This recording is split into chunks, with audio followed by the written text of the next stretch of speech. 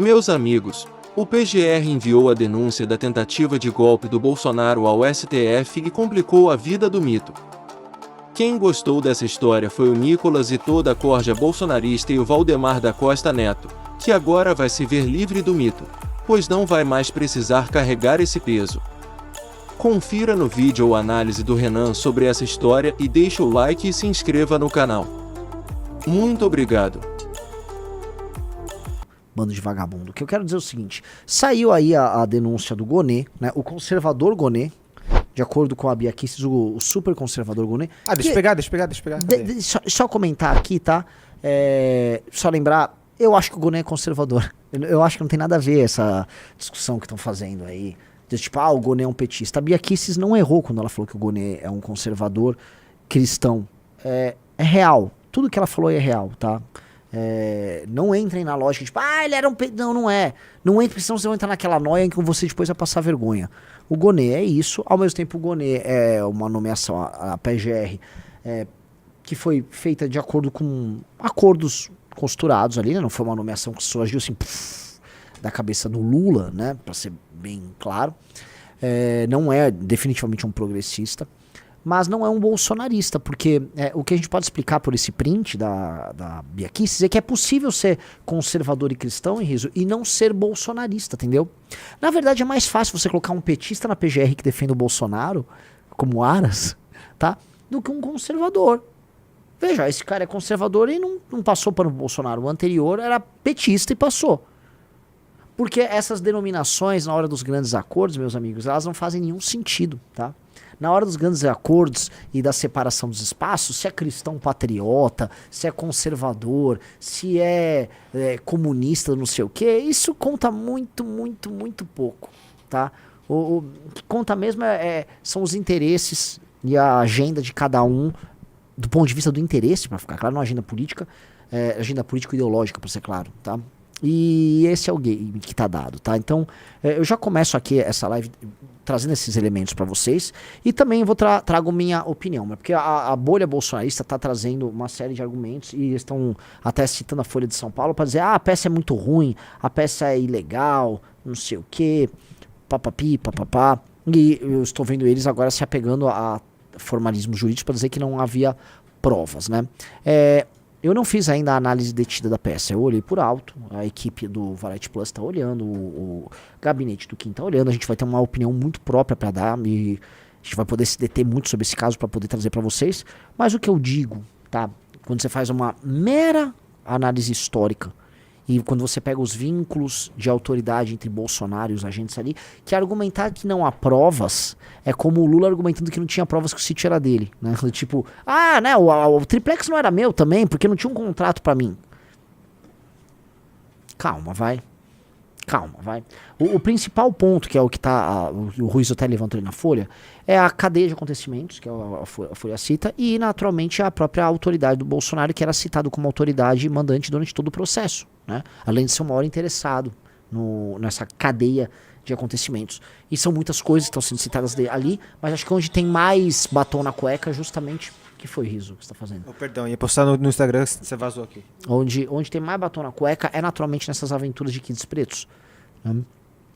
Então vamos lá, né? O Riso bota ali, ó, cadeia de acontecimentos. Gonê sustenta que os crimes não são de ocorrência instantânea, mas se desenrolam em uma cadeia de acontecimentos, como ataques ao sistema eletrônico de votação, elaboração de planos golpistas e até manifestações que desembocariam nos atos do 8 de janeiro.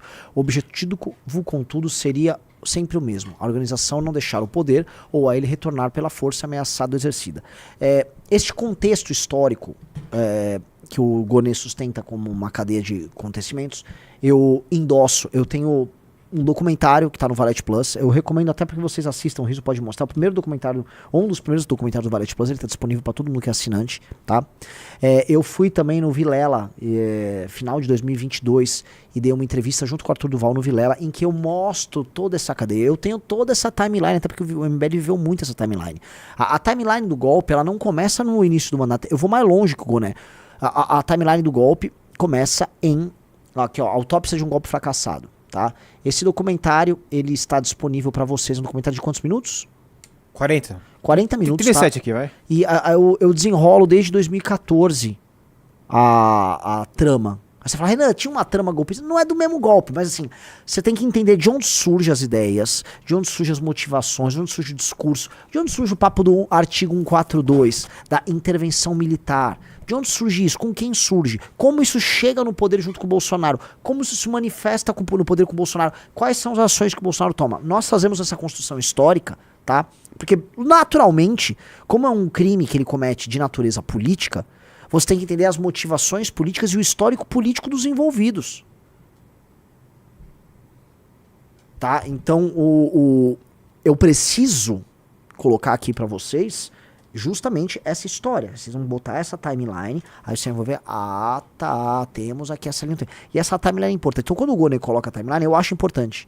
Eu acho que é essencial para o entendimento do que aconteceu. Eu acho que é essencial para você fazer a incriminação ou não do Bolsonaro. Porque, de fato, quando você coloca todos os elementos dentro de uma cadeia, óbvio que eles estão conectados. Você fala, do que você está falando, Renan? Vou ser bem claro. Quando você vê toda a mentirada que eles construíram por alguns anos ao redor do lance da urna fraudada. A urna é fraudada, porque a urna foi fraudada. Dos técnicos que são contratados por eles, das lives que eles fazem, dos aliados que eles fazem produzindo live na Argentina, das conversas do cara que era o assessor direto dele, falando como ele plantou na internet a história que a urna foi fraudada com a Argentina, ou seja, eles mesmos produziram o relatório que eles ficaram divulgando. Tudo isso não foi feito a esmo porque eles não gostam da urna eletrônica. Tudo isso era para motivar por parte do público deles, né, uma sublevação e para criar uma justificativa política e jurídica para um enfrentamento com o TSE, de modo a exigir uma ação grave por parte do Bolsonaro, que seria o golpe, seria, como chama lá, a minuta do golpe, em que o Bolsonaro, na minuta do golpe, vai para cima do TSE. E vocês precisam entender. A minuta do golpe, ela é construída em cima do TSE, porque toda a mentirada da fraude na urna é construída em cima do TSE. Ponto. Ela é construída sobre isso, tá? Então, o elemento histórico tem que estar junto. E aí você tem algumas provas que são muito materiais. Tô falando aqui das conversas que foram pegas. Você tem aí os depoimentos. Então, assim, você tem uma amarração, fala, não tem prova. Calma aí, velho. Calma aí. E isso não é. Eu vi o Eduardo Bolsonaro tentando dar a entender assim, olha onde o Bolsonaro tava no dia 8 de janeiro. Não sei se o riso tem aí que o Eduardo posta, né, do Bolsonaro de Mickey. Bolsonaro com uma roupa na Disney. Pô, isso não é sobre o 8 de janeiro. Até o 8 de janeiro é citado, né? E eu acho um erro. Porque o 8 de janeiro não é necessário nessa história. Talvez eles quisessem, porque, novamente, estamos falando aqui de Brasil, estamos falando de um 8 de janeiro que foi um acontecimento que, a meu ver, teve leniência por parte do governo federal. Eu estou falando aí que o Flávio Dino sabia. Você tem aí o que ele colocou, o Eduardo? Esse aqui não? É isso. Não, Sorriso, você não tem um tweet? Calma, filho. Pessoal, like na live, se inscrevam no canal, porque aqui você tem as informações antes. Isso, você não tem o tweet do Eduardo Bolsonaro? Não, tô perguntando aqui. Esse aqui, esse mesmo, essa mesma, cara, é a mesma foto. Sim. Aqui, ó. Então, mas eu não quero a foto, Riso, eu quero o texto. Tá aí o texto. Ó, se Jair Bolsonaro realmente tentou dar um golpe de Estado em 8 de janeiro de 2023, quando ele estava em Orlando, /Disney, então os Estados Unidos foi cúmplice de uma ditadura sanguinária. Isso é papo furado, Eduardo. O Eduardo tá tentando fazer um diversionismo. Tá? Não é sobre o 8 de janeiro especificamente a acusação. Então pare de ficar fazendo diversionismo. O Eduardo tá fazendo diversionismo. Não é. Essa história também é, o que eu acho um erro. Você não precisa do 8 de janeiro para incriminar o Bolsonaro, mas são outros elementos. O elemento que eles têm mais material é a intentona maluca envolvendo, vamos dizer, assassinato de autoridades que passou pela turma dele. Isto, e pelo fato até de gente ligada a ele diretamente ter, nessa cadeia de comando, ter dado aparentemente, tá, dinheiro para kids pretos, essas coisas. Isso fica muito complicado. Eu me lembro que boa parte da direita aplaudiu o uso da teoria do domínio do fato, tá? Que estabelecia, do ponto de vista jurídico, a ideia de uma cadeia de comando e que não há como o topo da cadeia não saber de certas decisões que as beneficiasse. Por exemplo, usaram isso no mensalão para falar que, né, os chefes do petismo estavam envolvidos, inclusive uma maneira de pegar o Lula, e agora falar, não, o Bolsonaro não sabia, porque esse argumento do fulano não sabia era o argumento que o Lula utilizava. Aí nós da direita vamos sempre ser os imitões da esquerda de segunda ordem, porque a esquerda vem com um argumento para incriminar seu bandido de estimação, 10 anos depois vem alguém de direita e usa o mesmo argumento. Que é o que tá rolando. No fundo, a direita, ela tá usando os mesmíssimos argumentos pra ficar nessa historinha ridícula, tá? Vamos lá. Pessoal, like na live. Like na live, se inscreva no canal.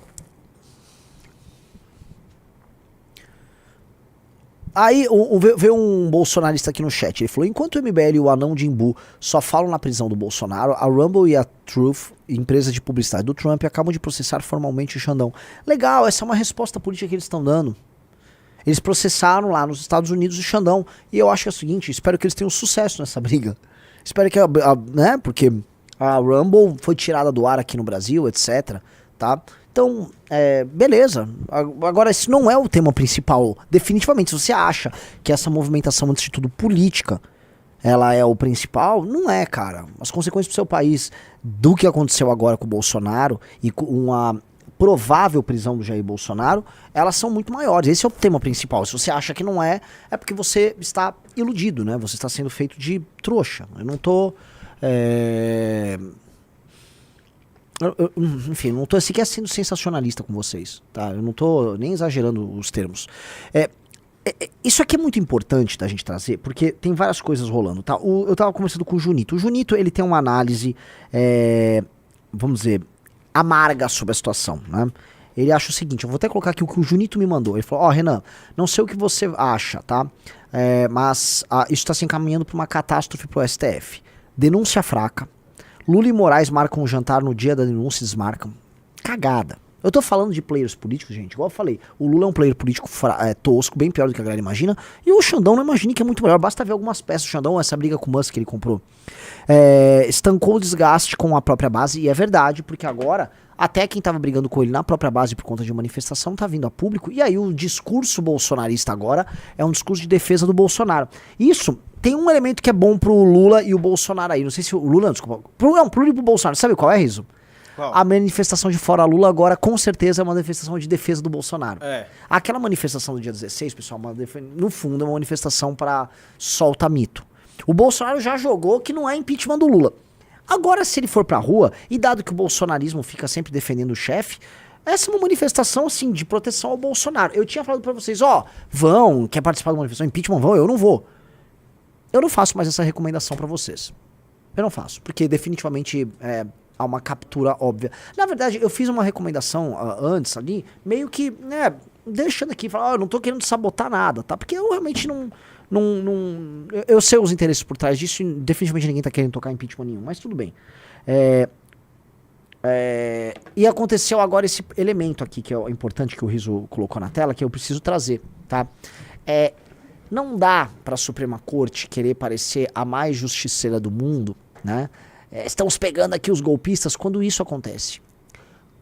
Dia 19/2, hoje, Toffoli anula processos contra ex-ministro Antônio Palocci na Operação Lava Jato. Então a pessoa, olha, o cidadão comum vai falar, deixa eu entender. O mesmo STF que está empenhado, né, vai receber agora a denúncia que veio da PGR e tal, né, com declarações públicas aí, tá ali soltando, todo mundo, liberou geral pra todo mundo que participou do maior escândalo de corrupção da história. Tirando a gente que participa do debate político, tá? O cidadão comum, ele olha isso aí e só fala, entendi, a justiça gosta do PT. Porque é o que parece. E para o Bolsonaro ter elementos políticos, não na defesa jurídica dele, no caso, mas pra defesa política, que no fundo é o que interessa pra ele, porque todo esse julgamento, vamos falar a verdade, é político. Pro Bolsonaro é como se tivesse vários fatores acontecendo ao mesmo tempo que o beneficiassem. Então, o Júnior tá certíssimo na leitura dele. Tá? Isso do Palocci, o fato do Xandão agora tá tendo problemas nos Estados Unidos, né, que eu acho que isso seja uma coisa menor, mas já é uma sinalização, não do Estado americano, mas de membros do governo, de aliados políticos do governo americano, tá? O que ele colocou aqui? O fato de parar a briga na base dele, tá? E o Júnior acha que a denúncia é fraca. Eu vi gente falar que a denúncia é fraca, eu vi gente falar que a denúncia é forte. Eu só vou poder atentar sobre isso se eu ler em detalhes a denúncia e entender a peça e entender o material probatório. Porque é o seguinte, a construção político-histórica que o Gonê fez, eu acho que, dado que os fatos são muito óbvios, eu acho que é bem tranquilo.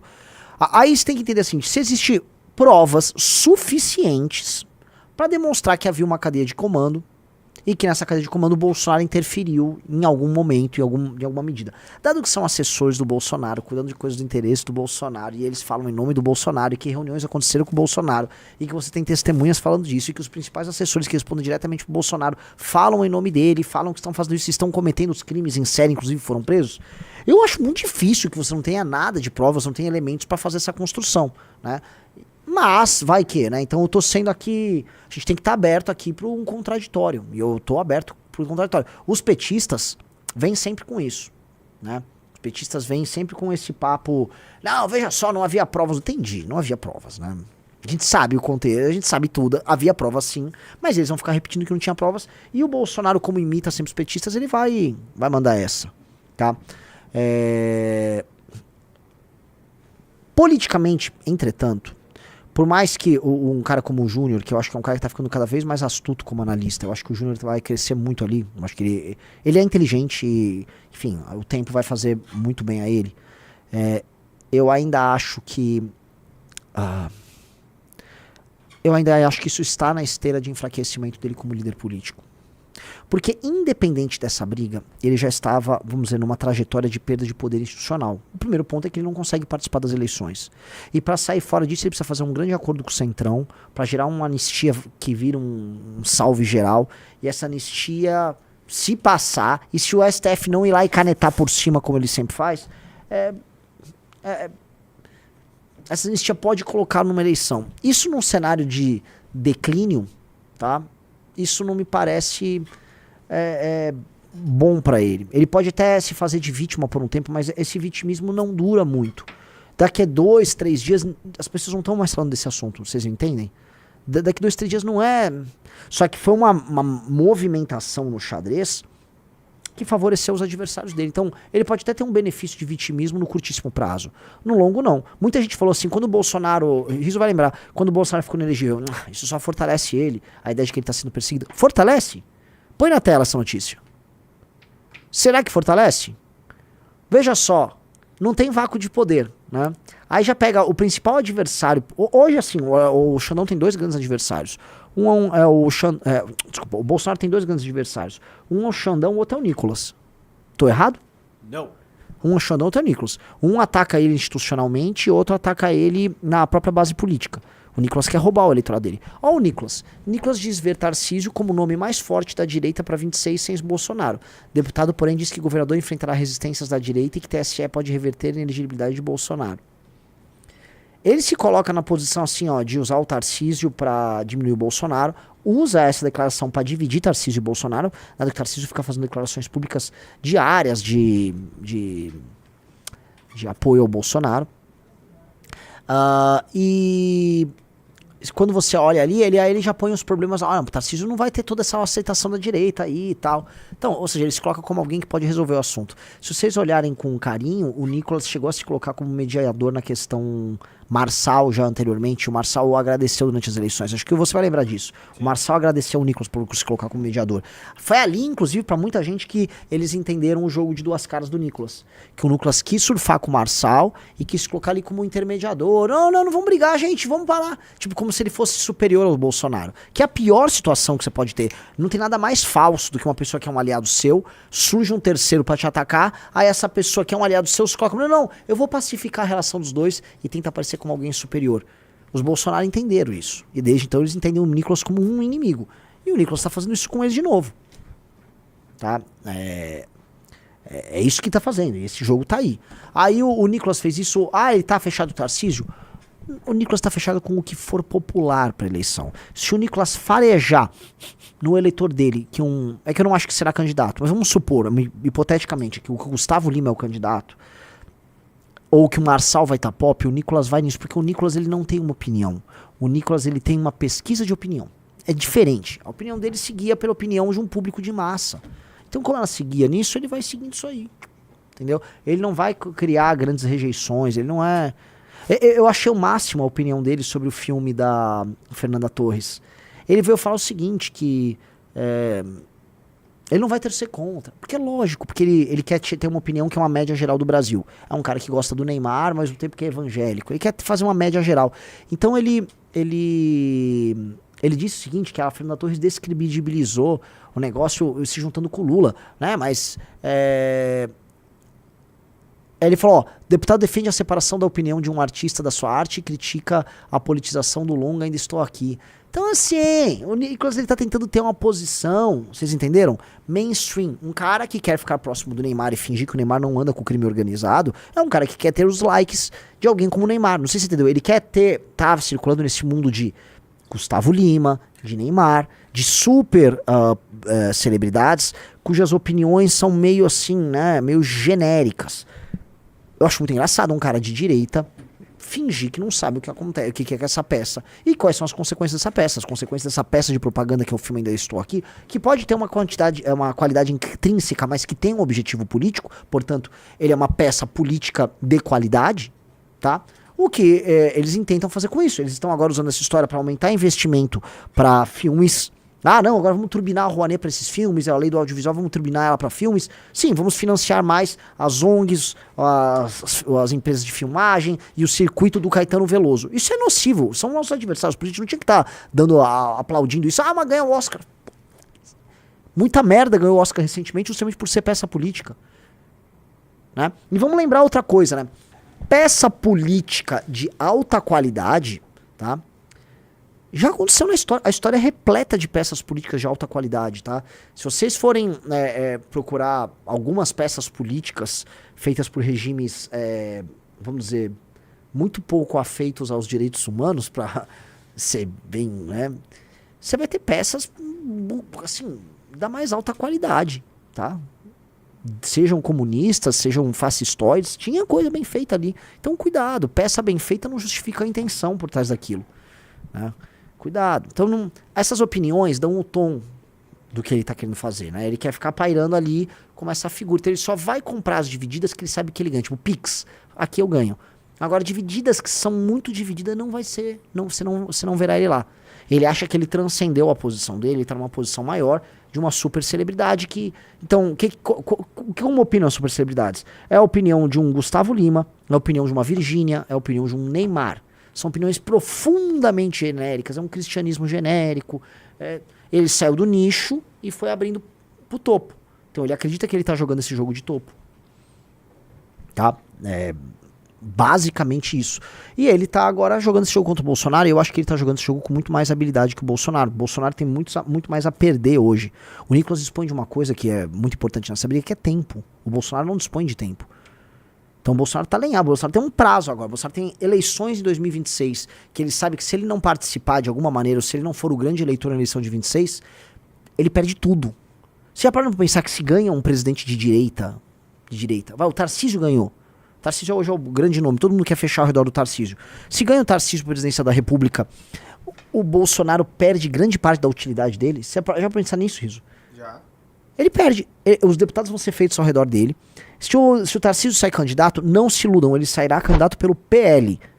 O Tarcísio se mudaria, ele iria pro PL do Valdemar e seria candidato por lá. Sendo candidato pelo PL, tudo muda de figura, que é o PL faz os deputados, eles montam uma grande federação e aí eles vão fazer o loteamento dos estados. Provavelmente o Partido Republicanos, que é o partido do Tarcísio, mantém o Palácio dos Bandeirantes, aí eles combinariam de lançar um candidato a governador que sairia por lá, ou fariam um acordo para lançar pelo PP um candidato a governador de direita para manter o estado de São Paulo aqui com eles. Ou seja, eles estão fazendo essas negociações agora. Essas são as negociações. E essas negociações estão rolando ao redor de uma possível candidatura a Tarcísio, e que envolve de PL, a Republicanos, de União a Nicolas e tal. Elas são negociações que retiram o Bolsonaro do jogo.